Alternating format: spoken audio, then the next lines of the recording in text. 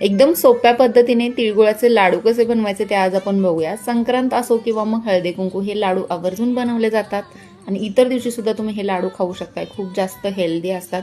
आता लाडू कडक होऊ नये म्हणून काही आता पहिली टिप ही आहे की तीळ आणि गुळ याचं प्रमाण। आता तिळगुळाचं प्रमाण कसं घ्यायचं, 1 कप तीळ असतील तर 1 कप गुळ किंवा जास्तीत जास्त तुम्ही 1.5 कप गुळ घेऊ शकता 1 कप तिळाला। तीळ छान भाजून घ्यायचे। त्याच पॅन मध्ये मी इथं थोडंसं तूप टाकले आणि गुळ टाकून घ्यायचं। 2 चमचे पाणी टाकायचं। छान फुलल्यानंतर त्याच्यामध्ये 1 चिमूटभर सोडा टाकायचा आहे। म्हणजे काय होतं की लाडू छान खुसखुशीत होतात। तुम्ही बघू शकता लाडू मी एका हाताने तोडला होता, इतके सॉफ्ट होतात। एका बाउलमध्ये पाणी घेऊन थोडंसं आपल्याला मिश्रण टाकायचं आहे आणि अशा प्रकारे गोळी तयार झाली आणि ती गोळी पाण्यामध्ये टाकल्यानंतर त्याचा एकदम सॉफ्ट आवाज आला पाहिजे, जास्त कडक नाही। तर समजायचं की आपला पाक रेडी झालेला आहे। त्याच्यानंतर काय करायचं आहे, याच्यामध्ये सर्व गोष्टी टाकून थोडंसं तूप टाकून हे गरम गरम असतानाच आपल्याला हव्या त्या शेपमध्ये लाडू तयार करून घ्यायचे आहेत।